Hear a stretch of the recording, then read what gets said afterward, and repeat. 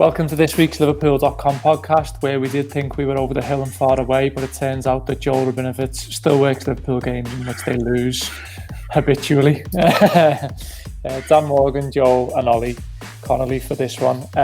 Gents, a little bit to get through. Bit of a mad week, really. Liverpool signed 2 players.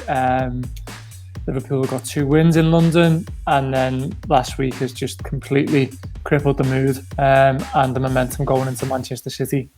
However, we will try and give you some varied insight into what we believe is currently going on and what our thoughts are being projected on Liverpool.com right now, in spoken form rather.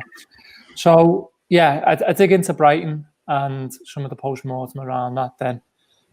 Ollie, you've written something today that's out now. It's a lack of ideas at every point, really. It's one in which as well I think the manager has to take. I think he's been very noble in his endeavours, where he's been taking things for the team that have been on the team. But I think that last night is after the turnarounds of West Ham, after he comes out post game and starts talking about fatigue, mental and physical.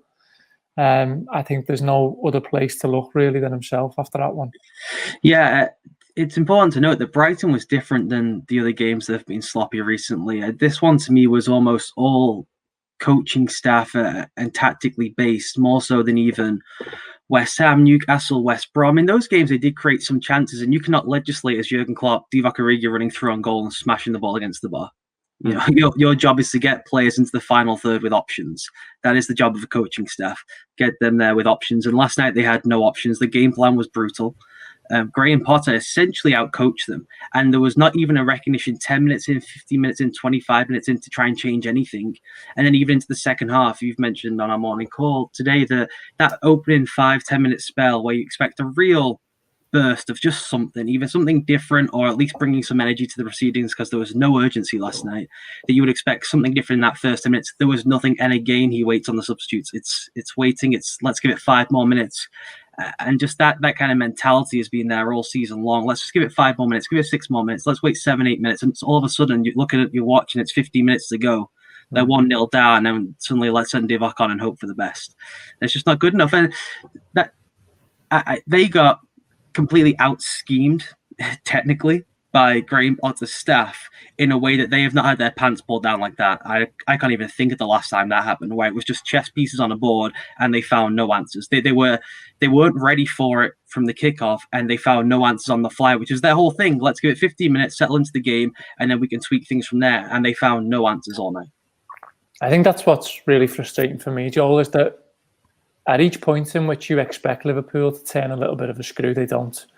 And, you know, we talked about what made them great last year. It was that sort of 10 before half-time, the 5 after the break, the fast start. You know, Liverpool don't ever go through the gears last night. And if anything, I mean, you said on the call this morning that the minute Brighton scored, you started writing your post-match piece. Well, that's indicative in many senses of what we're coming to expect now, and it's not crying it in. It's a reality that Liverpool aren't able to turn the screw, especially at Anfield. Yeah, this morning, kind of just thinking back to the match, I kind of presumed in my head that Brighton had scored sometime around the 75th minute, and it was a late winner. It was in the 56th. Liverpool had so much time to do something about that game, and I think what you referenced there is exactly right. So much in the past, last season and the season before that, there's plenty of first halves of games where Liverpool have been, if not poor, then lacking in ideas or spark in the final third, but they've been feeling their way into games, working the opposition side to side, searching for openings, and then they get into half-time, they do their video analysis, they figure out where the spaces are, what they're doing wrong, and they come out in the second half and they get it right. And just before we came on here, Guy, our producer, mentioned the game last season, which was a really good example. The Southampton 4-0 at Anfield, where Liverpool were terrible really in the first half, could easily have gone in 1 or 2-0 down, conceded a few chances, sloppy in possession, shape wasn't good, they weren't creating much up the other end. They get in at half-time, they figure things out, and they come out. Oxlade-Chamberlain scores, I think, within 5 minutes of the restart, and they just romp their way to a 4-0 win. And there are numerous other examples last season where similar things happened. Liverpool took sort of 45 minutes just to kind of feel their way into a game, really. And I think it is worth noting as well, in reference to last night, it was quite a similar first half to the West Ham game in many ways. Liverpool didn't create any meaningful chances really in the first half against West Ham. There was the one where Thiago sort of threads in Origi, but it's not really a proper shooting opportunity. And other than that, they were pretty blunt, even if they were in control. But what they had against West Ham, they didn't have at all against Brighton, was they had a gear change. And it came through the Curtis Jones substitution, really. He comes on within 30 seconds or so. He's driving through the midfield. Spaces are opening up. The passing's crisper. It's more precise. There's an urgency there, which just didn't come at any point last night. And I think that's the most concerning thing, because as much as Ollie's correct that the Brighton game plan was slightly different to the other teams Liverpool played, there's still some common themes from all these games. And Liverpool have had so long now, both in matches and in training, to figure out a different way of playing to cause different problems. And I know the injuries are a valid factor. They don't have the changes off the bench that they would normally have. No Mane, no Jota, no Keita, players like that. But still, the guys who are on the pitch should be capable of doing more than what they did yesterday. A double-ended question, Ollie. First being what this team is now in it for the rest of the season. It is. I am an advocate of Jurgen Klopp's philosophy of not looking at the table until sort of later on in the season. But it is getting to that time now where you are starting to have a glance. If you're me, anyway, you might be a person who's habitually looking at it every day in detail. I'm not. But what is this Liverpool team fighting for? And secondly, I mean, there's the game on the horizon Sunday. I actually think, and I'll stand by this, I think it's a perfect game for Liverpool to have at Anfield. Even if they get beat, they will be beaten in a fight. And that's no disrespect to Brighton. But I can't see a sort of 18-19 sterile Man City turning up, and I might be proven wrong on that. But, you know, what is a Man City in that sense in terms of Liverpool's season that's left? Yeah, you make a good point. I mean, we've all spoken before about this side becoming kind of a moments team. You get these big games and all of a sudden there's the old Liverpool. So it would not stun you to see them turn up and win 2-0. And then all of us looking at each other like, how could they not have just pasted the bottom six and we'd have a real race on here?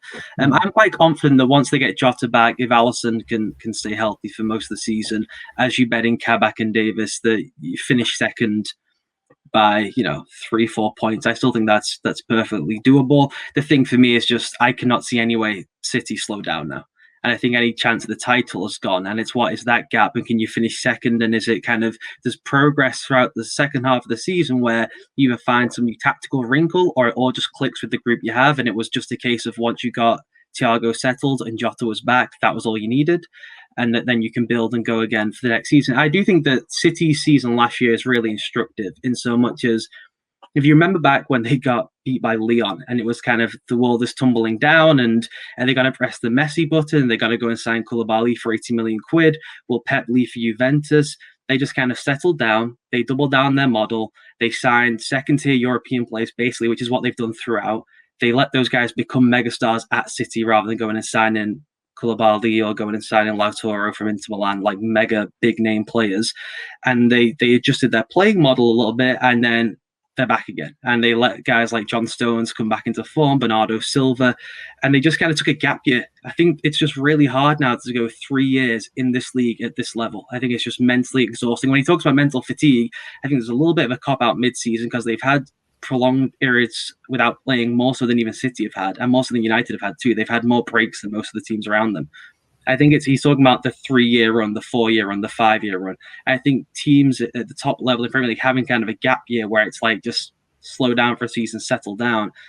That might just become the norm. I mean, they tried to offset it in fairness with Jota and Thiago, right? That was kind of let's evolve a little bit mid-season, let's bring some new life into it. But I can foresee a situation where, like City last year, they lose 7-8 games and they finish second, adrift from first, and then they really double down and just go again, and it looks like a different team next season with the same lads. I think to do that, Joel, you have to finish as high as you can, even if you're not going to win the thing. And I think it's imperative Liverpool finish in the Champions League with everything that's around the current structure around football and the economic situation. So it's vital, regardless of whether or not the title's out the equation, that Liverpool start picking up points and scrapping for points. They need to start fighting. And I think the other thing I'd mention about Sunday is I don't think it'll do Liverpool any harm to carry a bit of an underdog status going into it. I think to sort of let them backs be against the wall a little bit, like they were against Tottenham and West Ham, is something that brings the best out of them in a situation where it's a plucky and savvy Brighton side coming to Anfield not expecting to get anything, not tipped to get anything. I think that's got Liverpool on a bit of a hiding to nothing, that sort of game at the minute. Yeah, I was more nervous going into the Brighton game than I was for either the Tottenham or the West Ham ones, purely because of that, the expectation that it's a home game against a team Liverpool should be expected to beat. And those are the games this season, at least, that they've just not been picking up the points. And I think is it one win against the bottom 6 teams or something like that so far, which is just, it's night and day from the last couple of seasons where they've basically not dropped a point against the teams outside the top 6, really. So I see what you're saying about City being a good game for Liverpool stylistically. That said, watching them recently, they just don't concede chances. There's 11 clean sheets in the last 13 league games whilst conceding twice, City. And that's not any fluke. If you actually watch them, the amount of shots on target they concede is almost none in any game they're playing at the moment. And Ollie mentions players there like John Stones, Bernardo Silva, who basically contributed very little to last season, have really come back into form this season. But there's others as well. Cancelo, one who I've been watching recently, I think he's fantastic. He's had so much creativity to them at right back compared to what Kyle Walker does. Weirdly, I almost find them more of a threat without De Bruyne, which feels like a mad thing to say because he's arguably the best player in the league. But I feel like as a cohesive unit, that something seems to work quite well when he's not there. And players like Gundogan recently, such a threat going forward as well. So it's going to be a difficult one. I am slightly less certain about finishing second than you guys. I think I'm starting to get a little bit nervous about the top 4 thing, purely because of how many teams there are in contention. I did actually have a look at the table this morning, which I've been trying not to do so much recently. And Aston Villa, if they win their 2 games in hand, who are currently 9th, will be 2 points behind Liverpool. That's how kind of quickly these things can drop. If they go on another run like they've had in the last month, suddenly you get sucked down and you're thinking about you're going to even make Europa League spots. And I know that sounds over dramatic at this point, and we know Liverpool can go on a streak at some point, but it needs to change is the point. And you look at the upcoming fixtures now, the next 3 are on paper really tough games. City, and they've got Leicester and Everton, all in the next 3. I'd almost be more confident in them taking more points from that than the 3 that come after. If you look at the 3 that come after that, it's Sheffield United, Fulham and Wolves. And if you ask me right now, am I confident of Liverpool winning more than one of them? I'm not. And that's the kind of problem they've got to overcome. What's so frustrating just watching them? We referenced this morning, Dan, we were speaking about it, where I almost had a really old school Graham Souness take of like, where's the fight? Why aren't they shouting at each other? Why don't they seem angry and upset that they're not very good? But it really is the joy. It's less the anger and the joy. They're modern players, and this team has never really been an angry team. They've always played with joy and it's smiles and all that stuff. They just are not having fun. Whereas the fun is they're not just a way of saying, let's just go 4-2-4, lads, let's go have a great time. There's got to be a way to reignite some level of joy in the team. It's not that they're not having fun. I picked up on that last night. It's becoming an Anfield thing, which is the problem. You know, the place that was the fortress, the place that was the place where you went to have fun and be expressive and just create this absolute wall of victory is becoming the complete opposite. It's a real worry. I want to play Captain Hindsight for a minute. So I want to put a question to both of you because we can start looking at the broader picture now. And that question would be, if you could go back and change something, one thing from the summer, what would it be? And I'll answer this too, but I want to open it to you two first. So, Ollie, you tell me what yours is.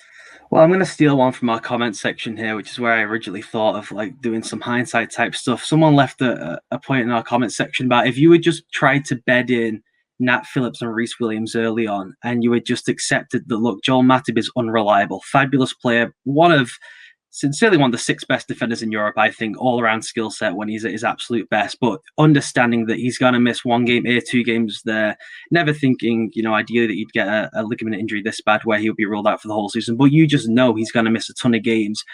just force Nat Phillips and Reece Williams to play more games. Figure out which one of them is more competent, which one you can maybe work around a little bit, and it would allow you to have a clean run, knowing putting Jordan Henderson into midfield, even when Fabinho's back there, or you get another knock.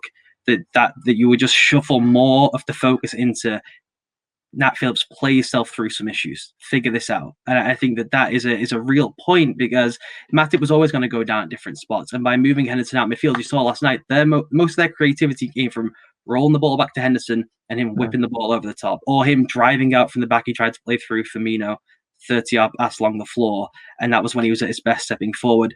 Losing him in the middle of midfield has been such a blow that there's a way of saying, like, we just got to live through all the pain of whatever comes up centre back. I mean, we talked at the time, I remember us saying on the podcast, of how would you try and get around the defensive crisis, and I said at the time, just put your best players in their best positions, do not compromise that, and figure the rest out. And if it's Nat Phillips having a nightmare at the back for one game, you hold your hands up and say, that is what it is, we've got to go and recruit someone in January.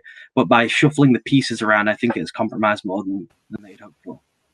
Oh, I would say not replacing Lovren in the summer.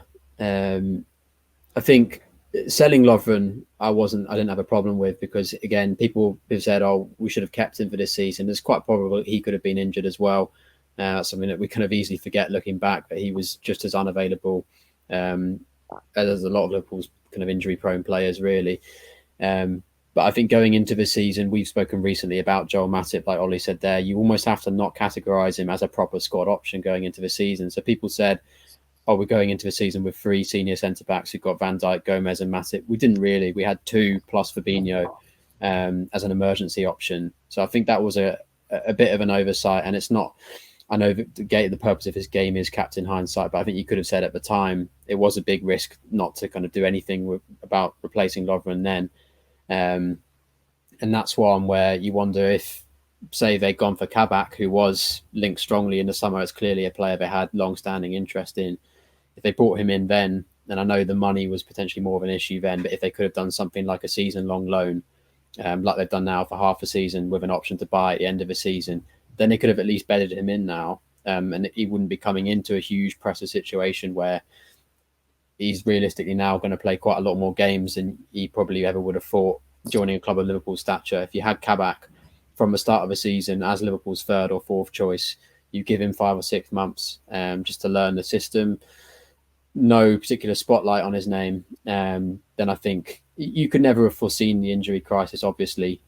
Losing all 3 senior centre-backs and the cover midfield guy at the same time is it's just something you can't plan for. But I think you could have planned for the fact that they lost a centre-back but didn't replace him, and one of the ones, i.e. Matip, who they did go into the season with, was always likely to break down at some point. So for me, looking back, that's a kind of area where in the summer transfer window, I think they did leave themselves quite light unnecessarily. So would you have done a centre-back, a full centre-back, over adding either Thiago or Jota? Would I have taken it? Yeah, would you have done that? If that's not over Jota. Okay, maybe over Thiago? It's difficult because Thiago is Thiago, and we've barely seen the best of him at all so far. That's budget-wise what the proposition Michael Edwards was faced with, and they just took the gamble. I mean, that if we're going full hindsight, they must have been sat there with the whiteboard. Can we do Kabak now? Like you said, Joel, they've been after Kabak basically for 18 months. He's been linked forever. What I would have said in hindsight, and again, it's a slightly contradictory to myself because I was praising the deal at the time, I would definitely have signed a centre-back as more of a priority than Tsimikas, a left-back.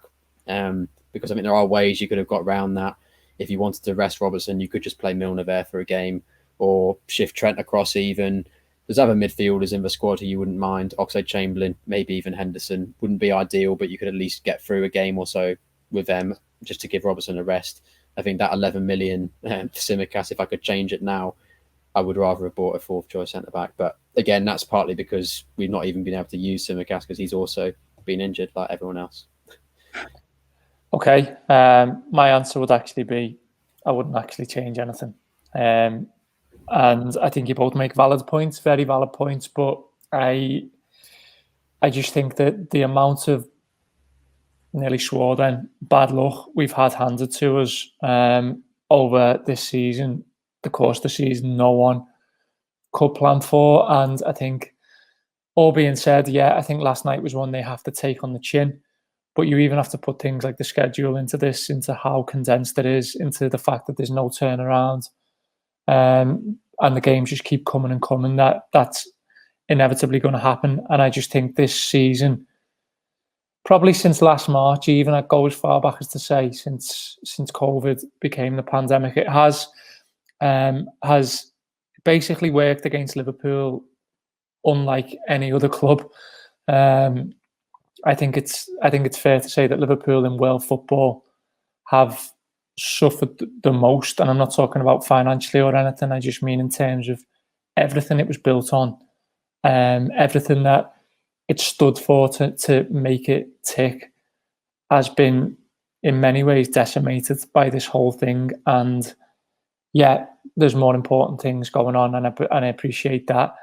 But at the same time, if we are looking at this from a purely objective football point of view, I don't see how anyone from Liverpool Football Club could have done anything more, really, considering what they were handed, what they were dealt. They knew the situation going into the season, but also no one could have foreseen the injuries that we had. I would guess if you were to ask Klopp and his staff kind of back in August, September time, they would probably say they had built as close to the perfect squad as you're ever going to get pretty much in football. And I think one of the things about being a supporter and looking in from the outside is that you're never ever going to be completely happy with a squad. There's always going to be one position where you think they could strengthen. Even if we had added the Lovren replacement and got the extra centre back in the summer, I'm sure some of us would have been saying, oh, they need a little bit more depth in the front three, more variety, more cover for Mane on the left-hand side. They signed Jota, but then we could have signed more cover for Firmino, who's better than Origi or better than Minamino. There's always going to be a weak spot. And I think, as much as I say, in hindsight, I would have liked that centre-back. I think in terms of the actual squad, if you wrote it down on paper back in when we're going into that Leeds game or before, even before then in pre-season, the signings they'd made, I think it was as close to spot on as you could have said. In world football, there was probably Liverpool and Bayern Munich had the most complete squads there were. And like you said, even Bayern plucking around trying to find 30-year-olds on free deals because they felt their squad was weak.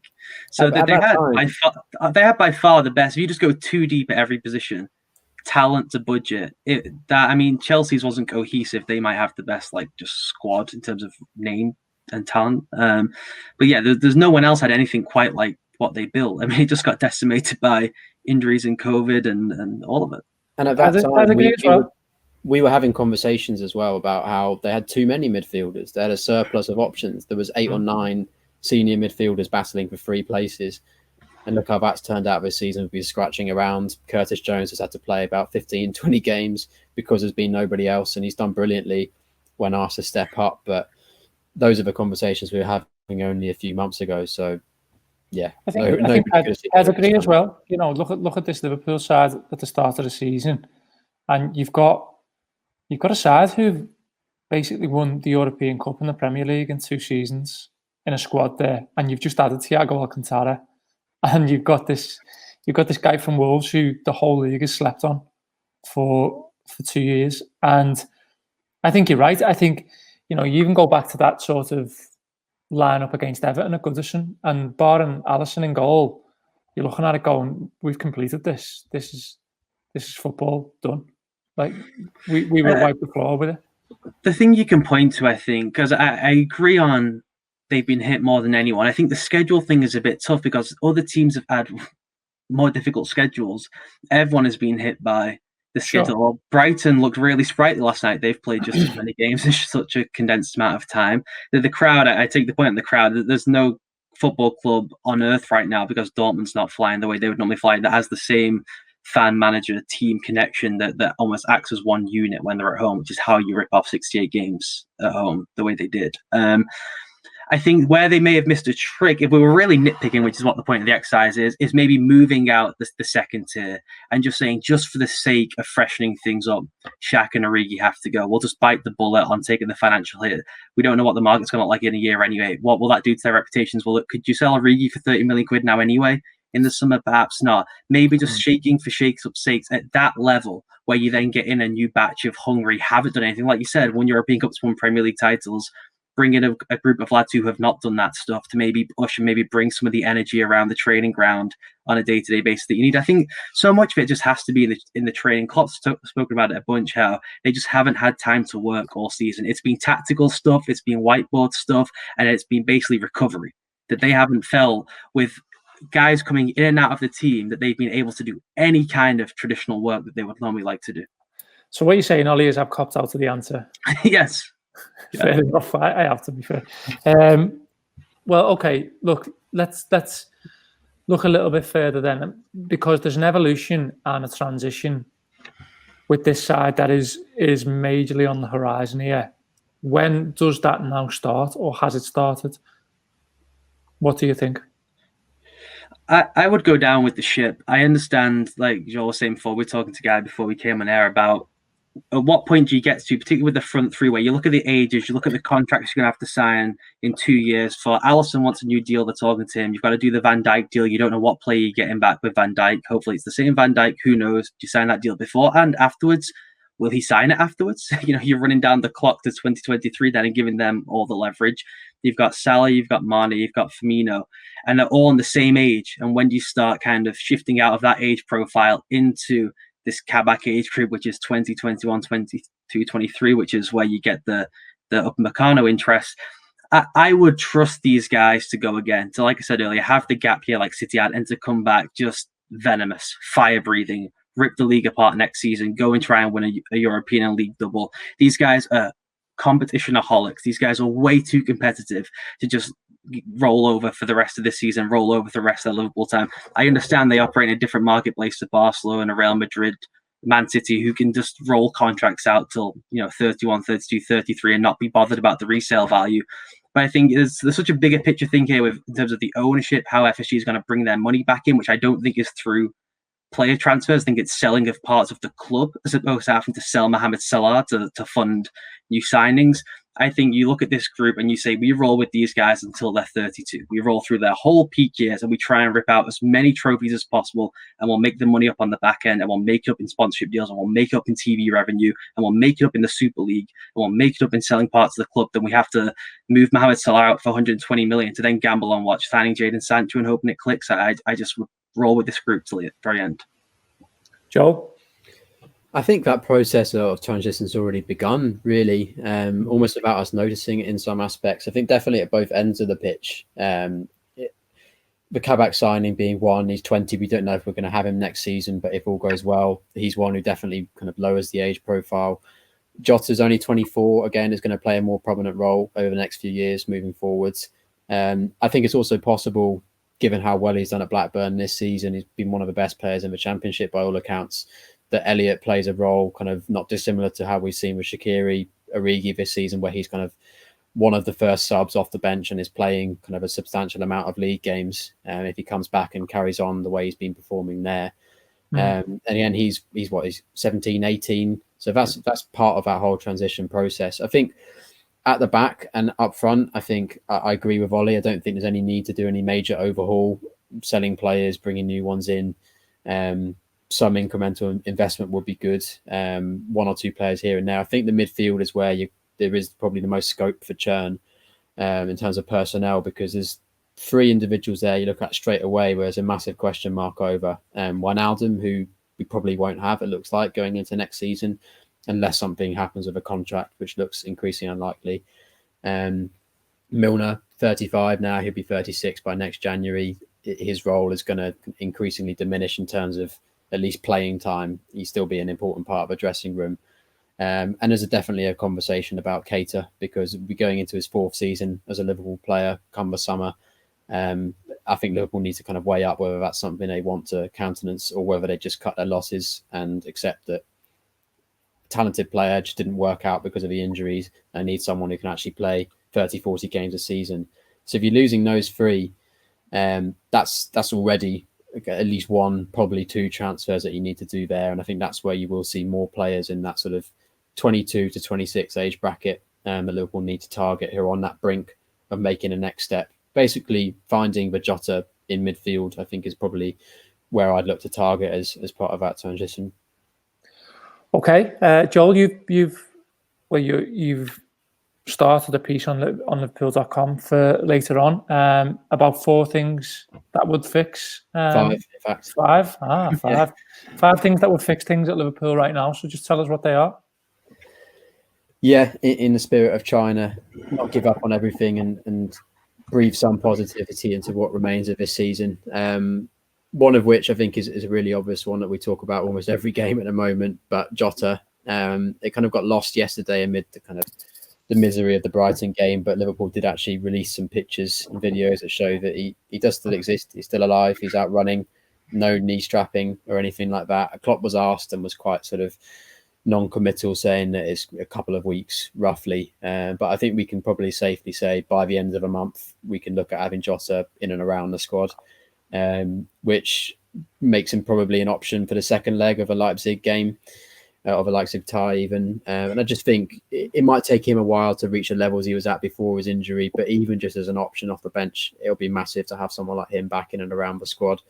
Just give everyone a huge lift. And I think we kind of forget he was on track for a 20-25 goal season really there before that knee injury. So as much as it is a cliche, it's like a new signing. He is the whole... almost symptomatic of what went wrong with the season. He was the guy who brought the joy that was missing. Yeah. He was the guy who hadn't yet been and achieved it, and is looking around the dressing room going, that's Thiago Alcantara, that's Jordan Henderson, that's Mohamed Salah. I've got to raise my game to their level. Who brought some of that infectious streak to him, that was enjoying being at the top for the first time in his career. That has been so drained out of them post that Man City game since he's not been in the team. He also, Ollie, though, made the 0-0s and 1-1s, 1-0s and 2-1s. Yeah, the Brighton away game being a prime example. Before West Ham and Sheffield United at home. The warning signs have been here all season, but Jota has been the player who's made those frustrating draws. Potentially, he made them 3 points, and he gave Liverpool a momentum early season. So, I don't think we should forget that role. Yeah. So that's one.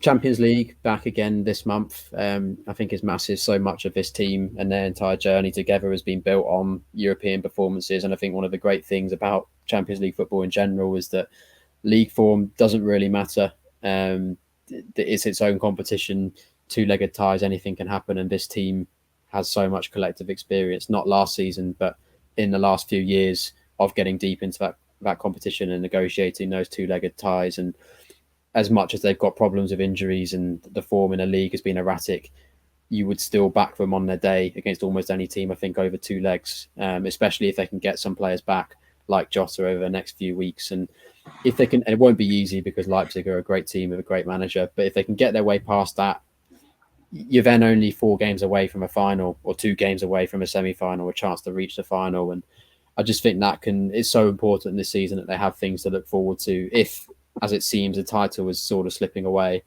they need to have something to aim for come May, and the longer they can sort of stay in that competition, it can carry on into the league as well, I think, is what I would say with that. And I'm excited for that to come back. There's nothing like when you get to that point of the year, even if you think your league campaign has gone, where you start saying to Alex Oxlade-Chamberlain, do you want to play in the semi-final of the European Cup? But you got to go out and perform these next 2 games. That is so massive for them. My only concern with the Champions League is that so much of that journey, as you alluded to there, Joel, has been about the fans. They've almost done the European Cup for us, and then they go and play. They go and do their 9-to-5 job as playing in the league.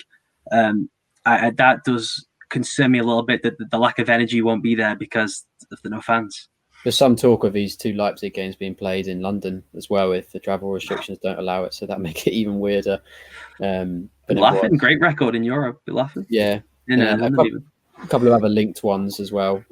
Kabak, I'm really excited by everything I've read. Suggests that Liverpool have had their eyes on him for a while, which we know they do their homework. The analytics team will have pinpointed him for a very good reason. And I think we need to be careful not to put too much pressure on him to suddenly come in and fix all the problems and be seamless straight away. But yeah, him at his age is just a really massive opportunity for him. And if he and or Davies, Guy, who has obviously watched him more than us, our producer, says he's a really good player as well, who's ready for the step up from Championship to Premier League level. If at least one of them, possibly even both, slot in and adapt as we hope, then that does also open up the option of moving at least one of Henderson or Fabinho back into the midfield, which we've been crying out for recently.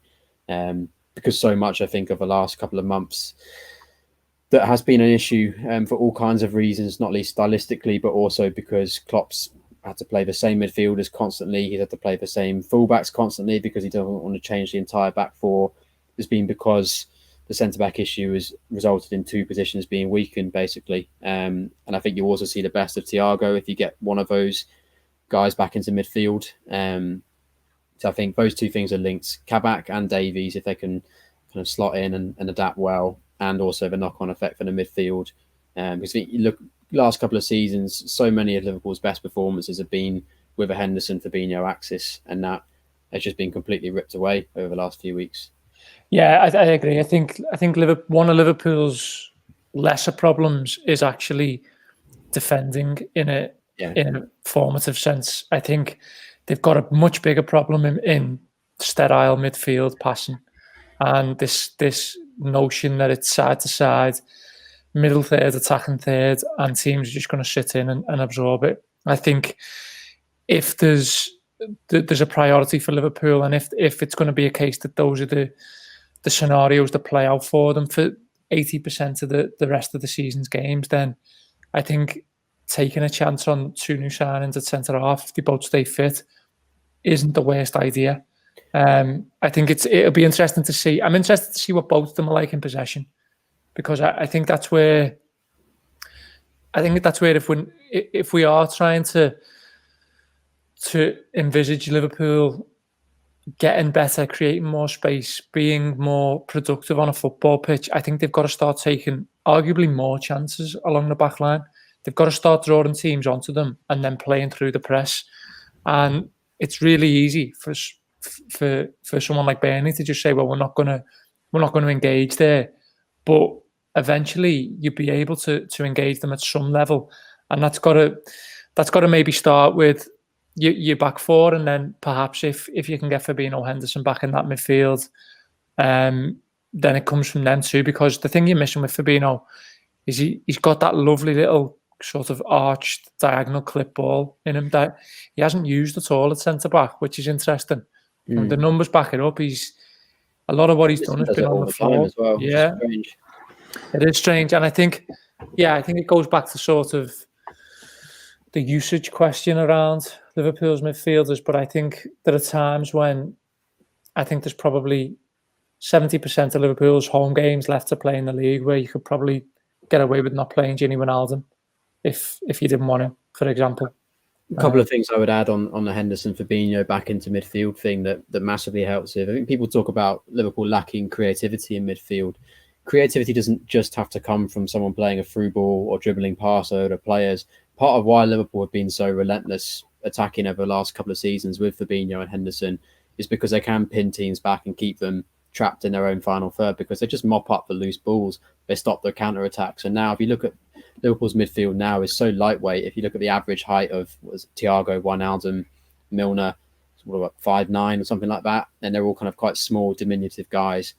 And so teams can play through the pitch a lot quicker. Whereas if you've got a 6 foot Henderson and a 6'2" Fabinho, whatever he is, standing there, they stop that ability for teams to get out, which they used to be. And also, Liverpool don't have any threat really at the moment from set pieces, attacking wise. It's been so obvious amount of corners and free kicks they've had in promising situations where you just feel like they're slinging balls in for the sake of it, really. And opposition teams are quite happy just to sit there and head it away. So if they can get Fabinho and Henderson further forward and then get two proper centre backs who are 6 foot plus, that should also help massively in that regard. And there was one more. Kind of linked to what we're talking about, but also just having a bit more variance in terms of systems, because I think that the 4-3-3 thing has worked brilliantly. It's the recipe upon which all Liverpool's success really has been built under Klopp. But I think there was an argument that there's been a lot of sort of square pegs and round holes, and that teams have had enough time now to watch the video evidence how you set up against Liverpool in that system, in that shape. And I'm not saying that they kind of flick a switch and they change system and everything suddenly improves, but I do think it can just give the players something new to think about. You saw that the 4-4-2 diamond they use against West Ham away with Shaqiri in the 10, Salah through the middle. I'd love to see what that looks like with Mane and Salah up front. I think that'll be brilliant. And Jota, when he comes back as well, I think that shape has loads of possibilities. There's also that 4-2-4. I think everyone forgets they used away against Man City, madly enough, early in the season, where the first half they could have been 2 or 3-0 up. Really, the amount of chances they created, or at least situations to create chances with that front four, and Henderson, Wijnaldum as a midfield too. So I think just the more options Liverpool give themselves to be unpredictable and pose different questions to the opposition as well moving forward, that can breathe some new life into things, I think. Okay, that's been this week's Liverpool.com podcast. Head over to our website where we've got plenty of content around not only what we've spoken about, but different features covering Liverpool Football Club and beyond. So head over there and enjoy it. But for now, that's been Liverpool.com weekly podcast. Thanks you to Ollie and to Joe, and we'll see you next week.